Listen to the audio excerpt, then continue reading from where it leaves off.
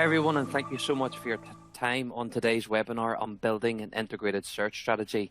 My name is Gerald Murphy. I come from a company called Similarweb, and today what I want to take you guys is a very practical guide of building out your search strategy across Amazon, Google, and YouTube. So let's jump straight in. Search engine strategies have never been more important, and here's why: digital transformation. Digital is massive. It always was going to be big, but one thing that COVID has done is really excelled the rate of growth of digital transformation. So when we look at pre-COVID in 2020, 2019, and so on, the typical peaks were always Q4. And what you can see on this slide for the United States is that the new peaks are often now in Q1, Q2, Q3, and Q4. So there's no such thing as an online peak. And actually what we can see, crucially, is this isn't just isolated to one country. This is across many countries. So starting to understand, for example, and looking at the UK, you can also see very similar patterns of behavior. So understanding traffic trends has never been more important. But crucially for us, making sure we're starting to think of a search engine strategy as part of gaining that online market expertise and market share has also never been more important. But digital transformation doesn't always mean mobile in the digital world. So on this slide, you can see for the United States, there are some really heavy channels that still use desktop quite strongly. So on the left-hand side, you can see direct traffic, display ads, and email, as well as referrals.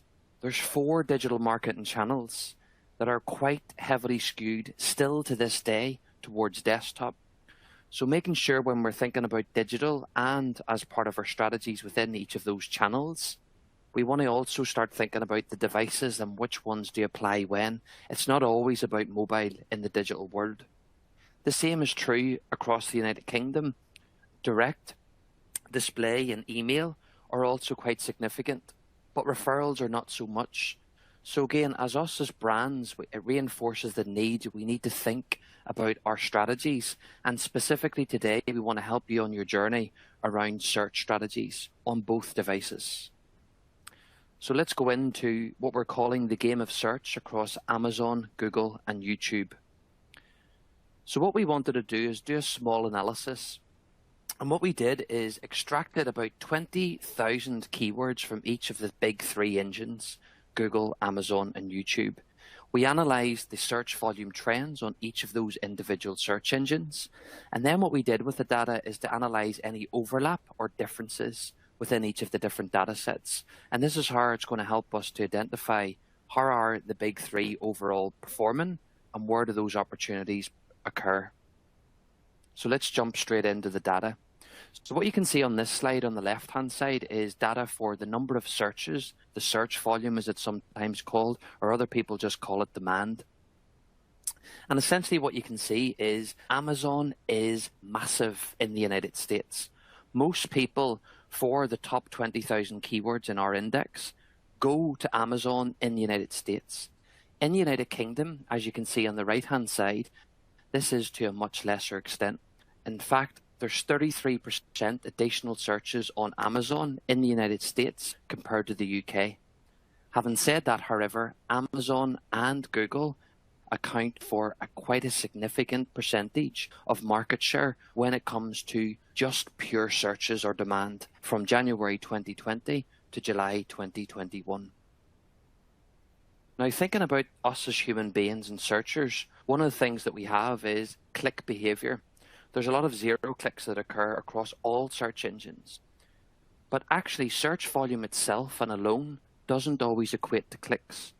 So whilst on the previous slide we saw that Amazon was heavily dominant, we can actually see that Google in the United Kingdom is way more trusted and used, therefore generating clicks, than the other engines. So it's not always just looking, when you're thinking about search strategies, of just looking at demand or search volume and letting that drive your search strategy. You also want to be looking at clicks.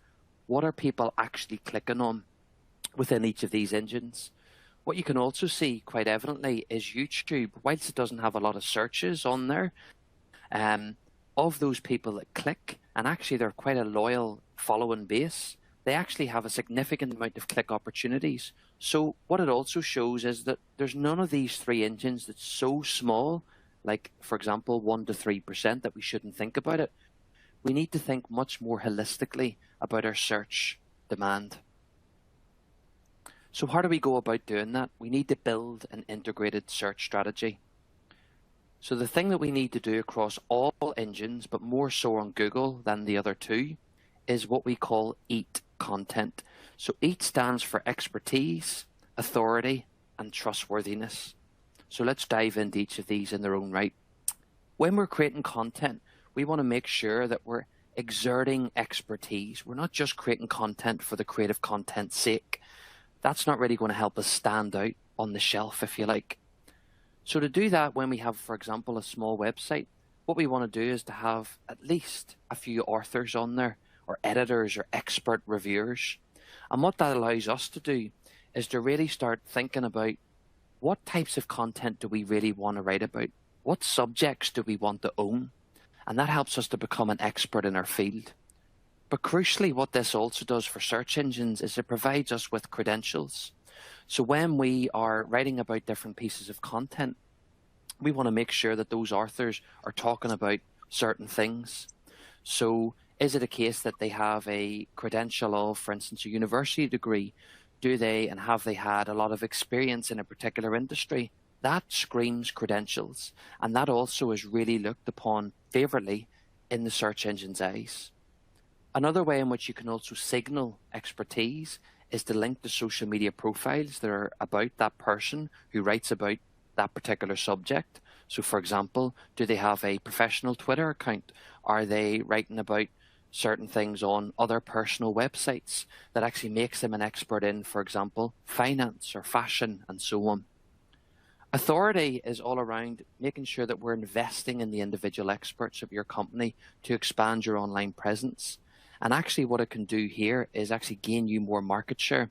So on Google, for example, using structured data, you can become a part of Knowledge Graph. You can obtain really good quality backlinks from trusted websites in your respective categories. That's all trustworthiness signals. And equally, on the flip side, you might want to link out to a real trustworthy website. For example, a government website when you're talking about demographics or a particular content that's applicable for your audience. And third and finally, as part of EAT, we want to make sure that our content is trustworthy. So disclose information about your business, such as, for example, what are its editorial and advertising policies? Who are its founders? Who's in the leadership team? Why did they get there? What expertise do they have? These three pillars always link to each other. Be transparent is all about how you can grow your trustworthiness. Transparent on, is this a paid opportunity? Let's just call it a sponsored post. Be transparent about actually where this piece of content came from. Did it come from a particular author? Link to that particular author too. That all exerts trustworthiness. So another really critical thing that we need to get right is identifying the audience and the relevancy to a search engine. So for example, e-commerce on the surface may be applicable to all three of these search engines. They sell products, therefore it's maybe applicable to Amazon. They have a website, it's therefore applicable to Google. And actually they've created a little bit of content around videos, so therefore we can optimize those for YouTube.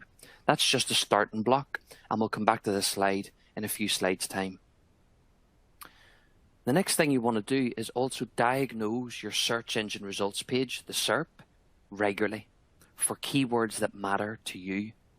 So for instance, if we were an e-commerce brand and we were selling LED lights, and if we saw a SERP that looked like this is what we call a double bubble.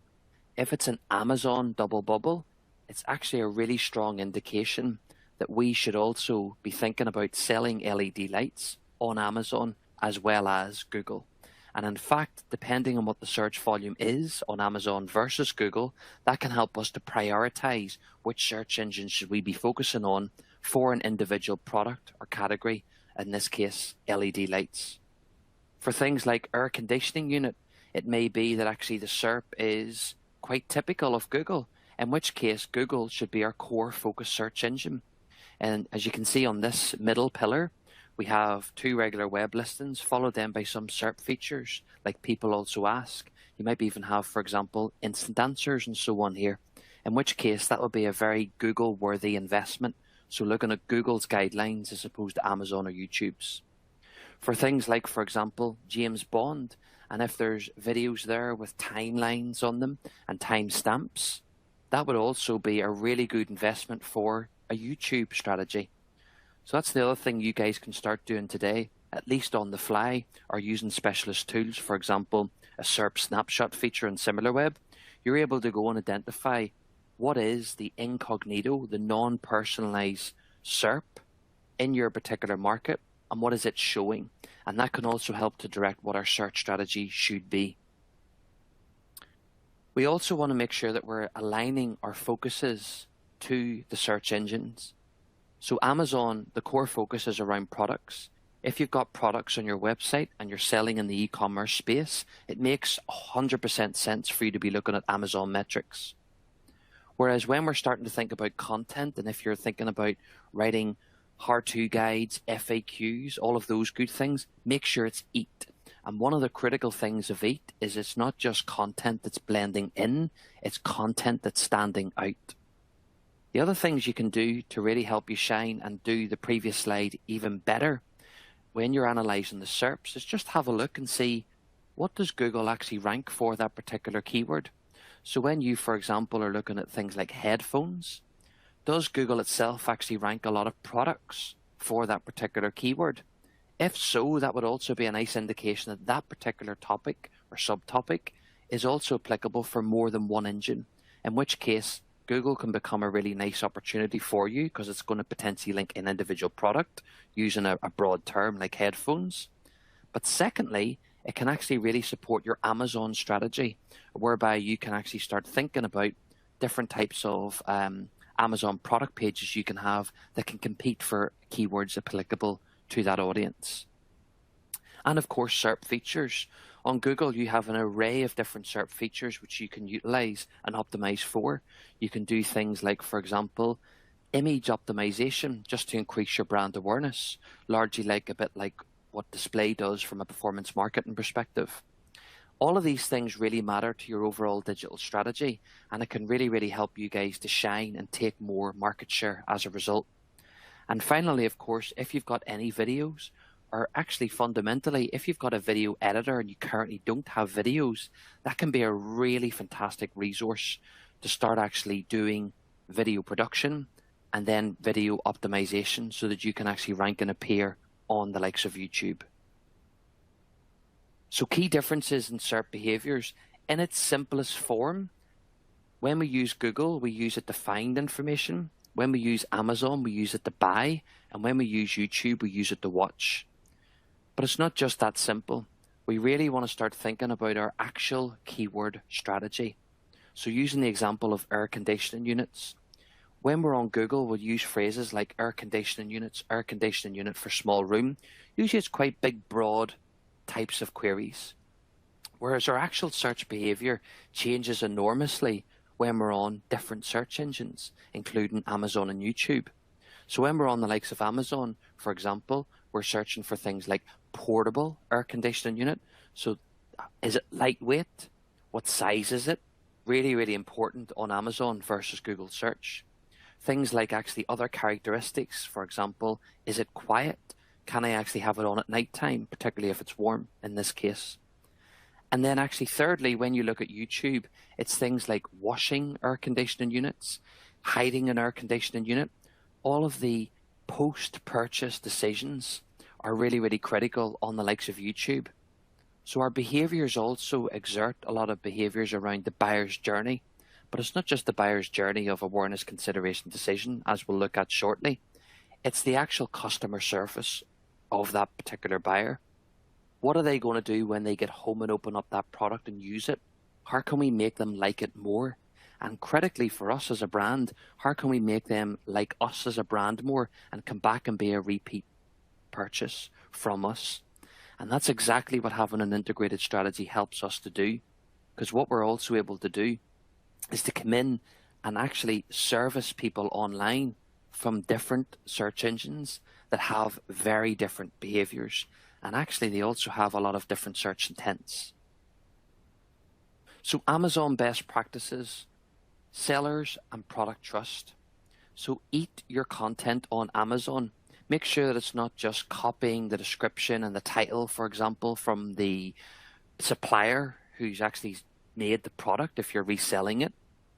Make sure that we're starting to think about, how can I make this piece of content make me look like I'm an expert?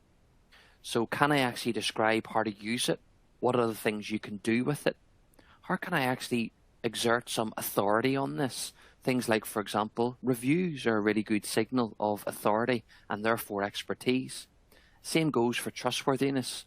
We want to make sure that people can trust us as a brand. How many products have we sold? All of those good things can be really, really helpful. The middle pillar here is all around content signals. So also looking at things like what products are getting shared online, which products actually have a lot of backlinks. That can help us get another layer of information as to what people are interacting with and engaging with on Amazon. And finally, the brilliant basics. So it's making sure we've got a good technical foundation, and we're starting to think of things around making sure that actually we're not loading too much media on the particular page where actually it slows down the page speed. That's not really great for the user on Amazon. Google best practices in its simplest form is 3 things: technical, backlinks, and eat. So product listings, we want to make sure that product listings are fully completed. They all have titles, they all have product descriptions. But critically, if you're reselling a product from a supplier, don't just copy and paste the manufacturer's description. Again, that's not eat worthy. That's not going to help you stand out. Keyword relevancy. As we mentioned before, we have very different uses and choices of keywords on each of the engines itself. And therefore, we want to make sure what types of auto-completion, auto-suggestion, but as you'll see shortly, what does Similarweb's keyword generator, for example, say that people search for on Amazon? And critically for Google, it's making sure we've got seller trust and customer satisfaction and retention. So making sure we are looking at things like gaining authentic reviews, low defect rates are also looked at, and having a look at other things that you can incorporate as part of schema. YouTube best practices is all around engagement. So how many views has my particular video got? How many likes, subscribers, comments, and so on has it got too? All of those things are really good, strong signals for YouTube. Are people also sharing the video? Making sure that it can be shared in the first instance. So going into the settings or options part on YouTube and allowing people to share that video in the first place. Even better, to embed it on their own website. That can really amplify the audience to that video, which gets you more engagements. Create compelling thumbnails, as well as what you have to do on Amazon. It's making sure we're thinking about things like click-through rates. How can I make this video attractive as part of an image and actually make it stand out? And finally, content. So again, the brilliant basics of titles, descriptions, transcripts of videos for those, for example, who are visually impaired or require web accessibility. And making sure critically that that content actually matches the video and the query that it's been optimized for. If they all don't align, that video won't perform very well. So identify your core focus areas based on your audience. So an old school way of looking at this was to categorize keywords by informational, navigational, and transactional. So that is, I basically needed to find, get, or actually buy, essentially. A better way of looking at that is a thing that we call the buyer's journey of awareness, decision, consideration, and inspirational. But critically, for building out an integrated search strategy, we want to align that to search engine. So awareness types of keywords, absolutely important here that Google is definitely the forefront of all searchers for the most part globally when it comes to awareness keywords. So it is okay to rank, for example, for things like shoes or sneakers. And it's actually really good for you to appear well in Google for that particular keyword. But realistically, it's not likely to get you a lot more revenue we need to have, for example, an Amazon strategy into the mix. We need to start thinking about other search engines that actually have a lot of transactions. And of course, let the data speak to that. It may well be that YouTube can provide a really good potential for you as well, whereby we're starting to think about how can we think of post-purchase, and how can we think about actually creating content that's going to help the buyer, the searcher, to find out more about other relevant products towards that line of business. Consideration then is actually applicable across all three engines. These are keywords that aren't usually as broad. So for example, it could be shoes in blue. Yes, it has a little bit more information in it. The searcher knows that it's a particular color in this case. It could be, for example, sneakers in blue. And actually those types of keywords are highly applicable to all three engines, because the searcher doesn't know exactly what they want. But if you can produce and provide them with a piece of content that can actually help them on that journey and nudge them along that buyer's journey further, that can really, really help you to turn them into decision types of buyer's journey. And the most relevant search engine, certainly for decision, is Amazon, followed then by Google. But of course, decision can also mean to acquire knowledge, in which YouTube can also play a part. So there are some flexibilities in how we categorize search engines depending on which industry people come from. But this slide in this table is for the most part a really broad, generic view across all industries. And finally, you've got inspirational. And I'll show you this later on of how to build this out. But inspirational content is where you can really shine on YouTube. It's taken ordinary, bog standard products and therefore keywords and really actually going that extra mile to actually help inspire people to do other things that the primary feature of that product wasn't really designed to do. So identifying search engine differences and similarities, making sure that going forward we're eating our way across all of the content that we have. That's making sure we are becoming an expert, we have authority, and we also have trustworthiness in mind. Again, going back to the point I made before, it's not just about creating content for the sake of creating content. Any brand today who's doing, for example, 3 blog posts a week won't succeed.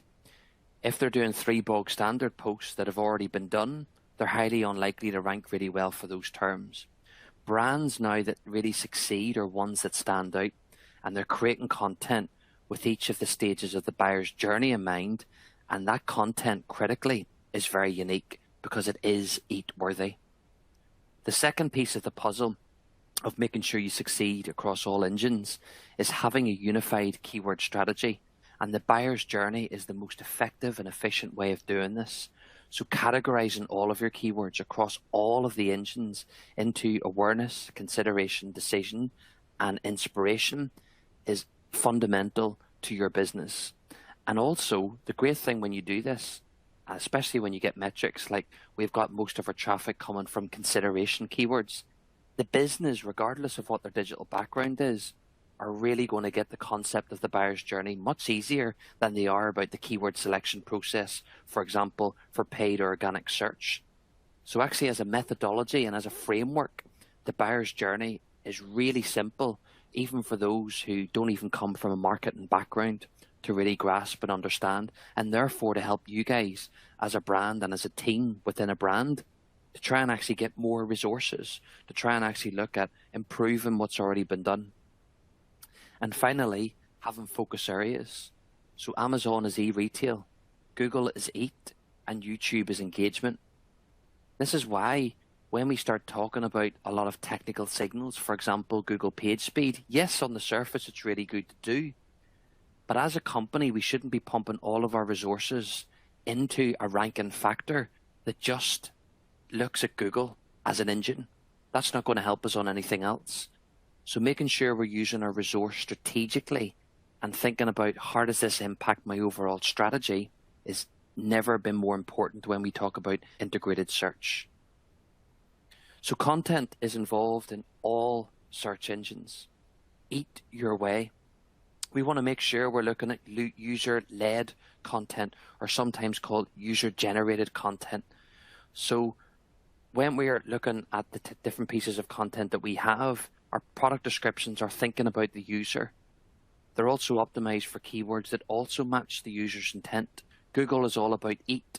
They have fantastic guidelines. They spell out in probably about 20 pages or so in great detail and give examples critically of what they consider good quality content. That's definitely one thing everyone should be reading. And within user-led content, we want to make sure that on, for example, our descriptions on YouTube, it's helping that person just from reading the text that they actually want to go and watch the video as a result. The second thing that you want to do around content is to make sure we're doing a really comprehensive view of keyword research. You know, we have different modes of doing keyword research. We actually have a mode of searching in real life. We can ask our next door neighbor for a recommendation of a restaurant. That's a type of search, actually. For the most part, a lot of us tend to go to Google, but we also have different modes of search. But take that in. Ask a colleague in your own business or brand, what do you think this particular product would be called? That can actually help you to use your technology in a much more powerful, holistic way, which is exactly what integrated search strategies are all about. But as I mentioned before, it's making sure that all of our keywords across all engines are categorized into those 4 areas. And finally, it's make sure you're monitoring your performance. What is working well? Not just from a rank perspective, but what is actually generating clicks into the website? What's actually generating impressions? That's sometimes not a bad thing. That's actually increasing brand awareness. So again, always take a step back so that you can really start to tie down your different strategies. User behavior and keyword research should align. We have many different behaviors online. For example, a lot of us will actually have this behavior called thrashing, where we do a search for a keyword, using a keyword, we see the results, and actually it makes us go back and do a search for something else. So an example here could be, for example, running shoes. We go to the search engine results page and we think, actually, I wasn't really looking for just running shoes. I want running shoes in blue or for an actual activity of sports. And then we reformulate our query. That's what we call thrashing. Pogo sticking is search at its best when it's a conversation. That's when we do a search, we've thought about the particular query we want to use, we're being presented with really good results, and as a result, we go in and into different amounts of different documents on the search engine results page, and actually, all of these behaviors overall can create a lot of zero clicks. There's a lot of noise in here. This behavior is also not just applicable to Google. This actually happens on the likes of Amazon. So for example, pearl growing is very typical on the likes of Amazon, where we go and look at an individual product. We find out a little bit more about what it does. So for instance, air conditioning unit. And then we start realizing that actually there's quiet ones, there's ones that can be hidden in a closet, and so on. And actually we can start to reformulate our query to get much better results. And that's the types of behaviors that we need to also start thinking about online. And on the flip side, we want to start thinking more broadly that pogo sticking isn't just looking at the results. Pogo sticking also occurs on Amazon and YouTube. For example, using filters. We can sometimes actually refine the search using the exact same query on the actual interface itself. So that's not actually a bad thing when this behavior exhibits, but making sure you've got access to a lot of data that can help you to drive a really successful strategy is critical. And finally, when it comes to SERP behaviors, we all have to quit at some point. So looking at things like click-through rates and which ones have high impressions and low clicks, that's okay to do to just have an awareness of what's actually going on with your particular website on a particular engine. But at the same time, if someone is on a mobile phone waiting for a coffee in a coffee shop and they start doing a search on Amazon, Google or YouTube, if their coffee arrives, they're highly likely to close that search. Every search has to end. Every search we all quit eventually.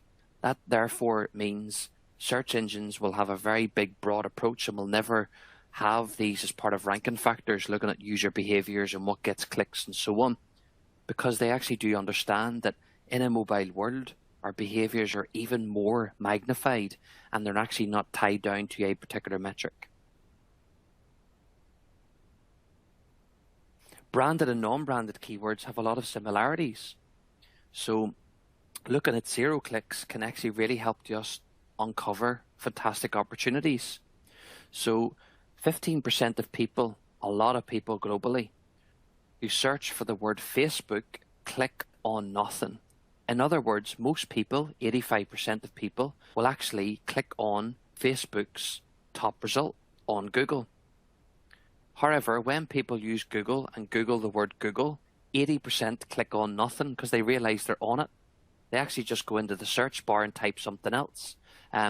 We have really, really complex behaviors, and our zero-click metric can really simplify a lot of these behaviors that we saw on the previous slide. But this isn't true just to branded terms. You also need to know your zero-click of non-branded keywords.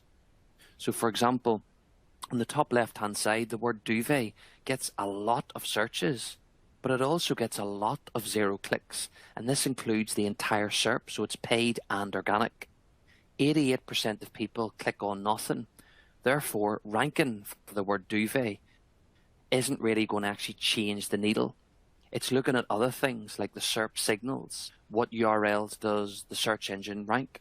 Does it have any double bubbles? Really making sure that we're going that extra mile and starting to think about other signals to really expand and define our search strategy has never been more important. But one of the metrics to use for keyword research is looking at zero clicks. So it's much better to rank for best duvet cover sets or best duvet inserts, because actually they have a lot of SERP interaction. People are more likely to go and find and view your website. As a result, interact with your brand online. And as a result, potentially remember it later on, or even better, convert right there within that session. That's the types of keywords you want to be getting. And in this case, you can see best duvet inserts, because it's been growing month over month over month overall for the most part for the last 4 months or so. That is actually one of the best keywords for duvets for you guys to select across Google in this case. So we have this feature called Keyword Generator, and this is a very small snippet of what it looks like. Essentially what you can do is for all 3 search engines, it runs on completely different indexes. And the reason for that is it's actually based on on-site search data, or OSS as it's sometimes called. We have a contributory network which is looking at real search behavior data. And as a result, we know what people are searching for on Amazon, Google, and YouTube, collectively and individually. And as a result, we have very different metrics. So you can come in for any of those engines, put in a keyword, for example, headphones, and it'll automatically tell you other related keywords for that particular topic. It tells you the individual search volume and demand per search engine. It's not looking, for example, at Google searches on Amazon. That doesn't make sense. That's not an integrated search strategy. We need to have Amazon particular search volume metrics. We also have things like clicks and zero click and so on. So one thing that everyone should be doing after today's call is creating a buyer's journey that aligns to keyword intent through your keyword lists. So to give you an example of what that is, you want to make sure that at minimum, particularly for a category or product that you're really interested in as a business, you're thinking about awareness keywords. So let's take another big broad example. Let's say, for example, we work in a stationery company. We have paper. Paper will be a prime example of an awareness keyword. It has a lot of ambiguity to it. Is it a newspaper? Therefore, is it short for newspaper? Is it paper to paint and look at walls of my house? All of those things. It's really, really broad. Therefore, it would be called an awareness keyword. The searcher doesn't know what they want. Consideration, on the other hand, is the searcher's a little closer to what they want. So, for example, printer paper. Printer paper would be a really good example of a consideration keyword. But it's still not a decision keyword, because in the case of printer paper, what size is it? Is it to print photographs that are really small? Is it actually to print just normal documents? Again, that's not specified in this particular keyword. However, if we're looking at a keyword like A4 printer paper, that would actually be considered a decision keyword, because the searcher knows what they want. They actually know that they have a printer, they want to buy paper for it, and actually more specifically, they want to buy the paper that's in this size so that they can use that printer. And that's a really, really good keyword to be ranking for, and actually that keyword is largely likely to be generating new conversions to your website. Then, as I mentioned before, you want to go above and beyond and take another big step forward, and that's getting into the inspirational phase. So for example, how to make an airplane out of printer paper. It's a fantastic keyword opportunity that takes this bog standard product up into a new level. But equally, a really, really good keyword to create a video on, for example, and have multiple ways of making airplanes from printer paper. That actually is then where you can start aligning all of these different keywords to a search engine, primary and secondary, and that is how, and it's the most easiest way for you to create and start to build out and action an integrated search strategy. So our SERP behavior is massively different.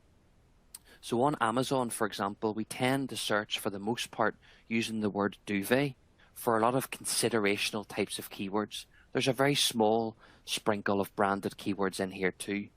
But again, some of the unique metrics are unique search volume on Amazon, as well as the number of clicks that they obtain. And one thing you can see here is clicks are always much higher for the most part on Amazon versus the other three engines. Sometimes YouTube to a certain extent.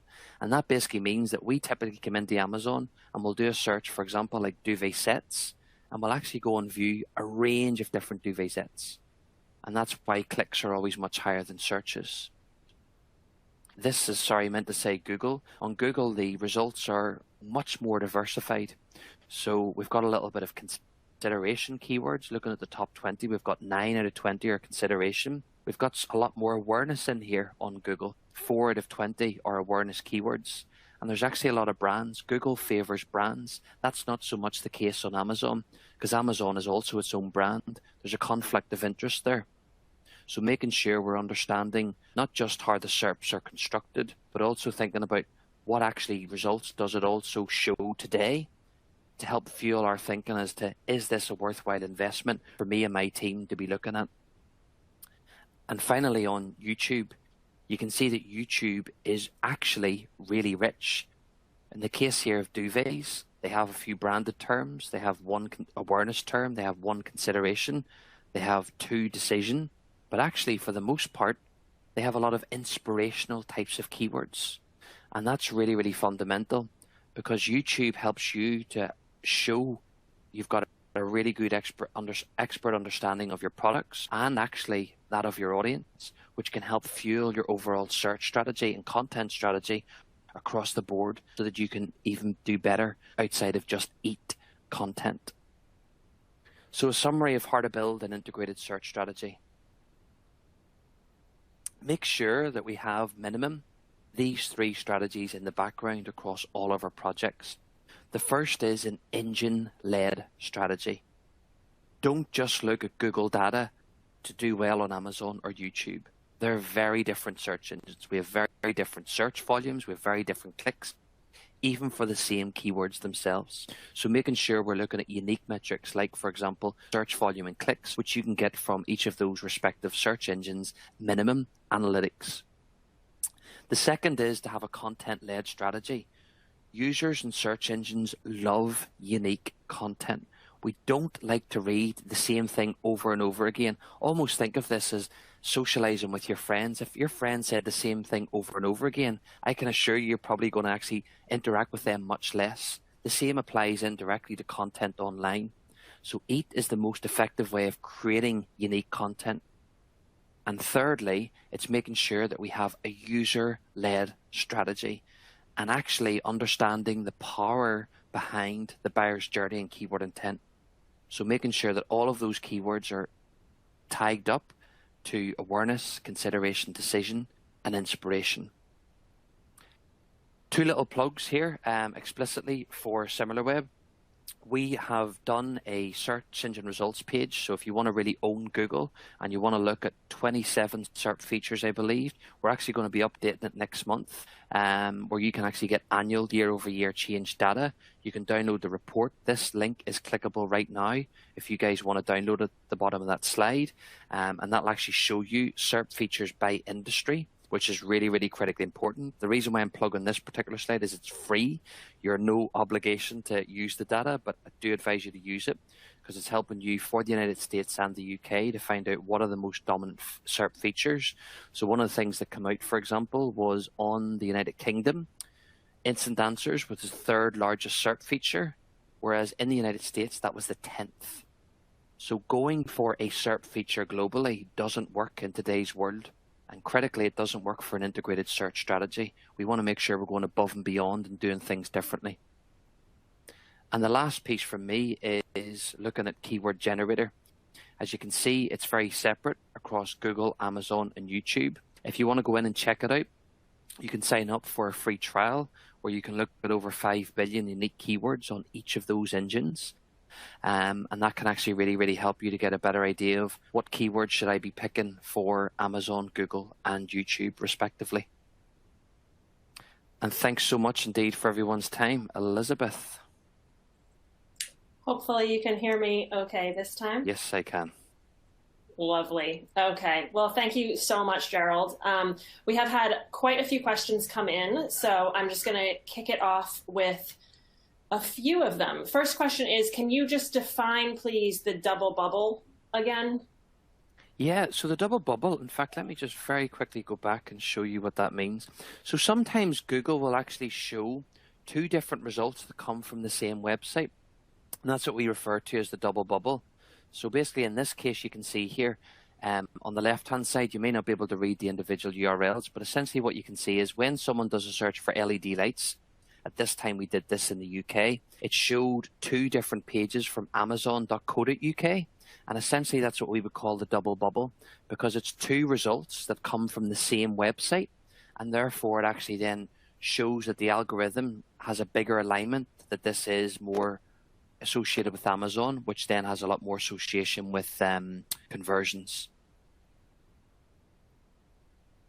Excellent. Okay. Let's move on to another question.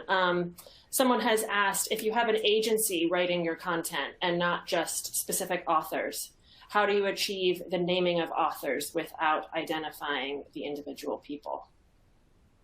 You would have to really work with your agency. Depends on what terms you're working under. But one thing I would definitely stress with is trying to make sure that the agency's promoting you as a brand. And as a result of doing that, you go into the agency and saying, hey, I've created these 5 personas that actually work for the company. Here's their names. Here's the areas of expertise I think we should associate them with. And then the agency needs to factor that in mind. And actually they need to, what we call a byline. So they need to create content with a byline in mind and therefore attribute it to an actual searcher rather than just creating blog posts for an actual company. Fantastic. Someone has asked, have you noticed a change in the quality of the search results on Amazon in the past year? And if so, are you aware of what might have changed? Yeah, it's actually very interesting because historically, a bit like Google actually and YouTube, back in the day, you could do relatively simple things to rank well. So in the case of Amazon, if you had a really good title and description that was optimized for a particular keyword, you would have ranked really well. The thing about Amazon now is they're actually starting to dig in a lot about authentic reviews. So historically, people were actually paying for a lot of reviews, and that's kind of like Google's equivalent of Penguin. So Amazon's algorithm is becoming much more sophisticated, and it's looking for more EAT signals actually, where it's actually in this case looking for how authoritative is this actual seller. And what they're doing now too is starting to look at what's the return rate of products. So if you've got a really high return rate, that can also negatively impact your ranking, and things like Amazon Choice, which is like best sellers of products. So the reason why we're seeing a lot of change in the last year or so is that the algorithms become a lot more sophisticated, just as Google did about 6 years ago. Excellent. Someone just asked, in your opinion, which do you think is more important? Interlinking to articles, product pages, or backlinks, or links to third-party sites? Definitely internal links. The first thing that it's going to do from a Google perspective is pass your authority throughout your website. And that's really critical. The other thing that it does in the background actually is making sure that it actually increases your crawl rate. Therefore, they can find pages, therefore they can crawl them, which is never a bad thing. But the other thing we need to think about in terms of an integrated search strategy is internal links also need to consider videos on YouTube that are owned by the same company. That, strictly speaking, is also an internal link to that company or entity that the search engines are now starting to see. So when we're doing that, we want to make sure that we're mapping up one URL with one integrated embedded video, because once you start integrating or embedding loads of videos on one page, it's highly unlikely that all of those videos will be indexed and therefore seen. So definitely the first phase is to review your internal link strategy, including that of linking out to YouTube and Amazon. And then the second phase, which is then making sure you're always reviewing your backlink or off-page strategy that comes from external websites. Great. This is an interesting one. Someone has asked, are you able to apply these principles to NGOs and charitable organizations? Yes, well, funny, NGOs in particular, actually, and charitable organizations tend to get a lot of authority just based on the brand, particularly if it's been a brand that's been around for a long time, for example, the Red Cross. And these brands, as a result, will have a certain element within the algorithm that favors them as a brand for certain keywords. Having said that, however, if those brands are to become an expert in other subtopics, that can actually help them to expand their footprint. So yes, it does apply to those, even though that they do come from automatic authoritative sources. Someone has just asked, YouTube or Vimeo for video posting? Good question. Now, when it comes to an integrated search strategy, the thing with YouTube is because it's owned by Google, there is bias towards Google ranking YouTube videos because it understands it has the data there too. So definitely be looking at YouTube. But one thing Vimeo can do is they can protect your content a little bit more. You can like password protect it and so on. So there is times where you may actually want to actually use both in tandem, but depending on what the strategy is. So if you want your video to be found all year round, YouTube is a really good platform to do that. If your video is more specific to a certain time of year, for example, if it's a campaign around Cyber Monday, that in case may actually be Vimeo will be more applicable for that because you may want to start incorporating that into your emails and so on. Great. And we have a question about plugins. Are there plugins that automatically generate meta descriptions for pages that are worth investing in? And can you recommend any? I wouldn't recommend any automation of any content today, purely on the basis that, as we've seen in the last 18 months or so, Amazon is starting to show a lot of changes, so they're updating their algorithm. But Google actually, even in the last 12 months themselves, they're almost doing an update every month, like quite a significant update. The algorithm, when you start to automate content, and once they find that at scale, you'll actually penalize your website. So making sure that we are doing things very differently and therefore staying away from those types of plugins. Having said that, don't get me wrong, there's plugins that actually can encourage people who are new to the channel. So for example, someone who maybe works in buying and merchandising within a retailer, it'll make sure that all of their products have a title, have a description, those types of things. That's actually a good thing. But if that's kind of automated or to a certain extent copied and pasted from elsewhere, that's going to cause a lot of complications. Maybe not necessarily today, but later down the line, which can negatively impact the business. Okay. And we have time for maybe one or two more questions. Someone has asked, can you say more about incorporating keywords into content? Yeah, so this is optimizing content and really starting to get an idea of when we're thinking of the search engines, what things are they looking for? So when we talk on Google, it's making sure that we're thinking about the core keyword is in the Brilliant Basics location. So it's in the title, it's looking at the heading, it's looking at the paragraphs. But to avoid keyword stuffing, so you want to think of semantics of that particular term. So in the case of if you want to own the space for running shoes, you maybe want to also use the word sneakers, shoes, and so on in your content, whereas it doesn't look like you're over-optimizing for a keyword. Equally so, us humans don't really like to see that. It looks quite spammy. Think about like the next time you flick through, for example, a magazine or a newspaper, you'll often see it doesn't use the same keywords over and over again. So that's the best practice to look at. Whereas when it comes to the likes of YouTube, you want to make sure that your video is also well thought out and has a transcript, and that actually then matches the video itself and the keywords you want to optimize for. So if, for example, you're starting to create content on how to install a TV, for instance, it's actually looking at steps to do right from unboxing the TV, right through to setting it up, and right through to hints and tips on what the person can do after they've set up their TV. What other little things can they do, for example, to adjust their brightness and so on. And those things are going above and beyond. So it's not just creating bog standard content, essentially. Great. And let's just take one more question. Someone says, according to their experience, embedded videos can make the site much slower. Do you have any advice on how to mitigate that? Yeah, that's actually true. So making sure you are looking at the size of those videos, that's one thing you can definitely control, very much like images. So actually the physical size that video will have on your website. Now, the good news is, from a pure Google perspective, they actually have about 10 different types of bots, give or take one or two. And one of them is a video bot, and it just comes out and reads video. So strictly speaking, that page from a video bot perspective will just see one video.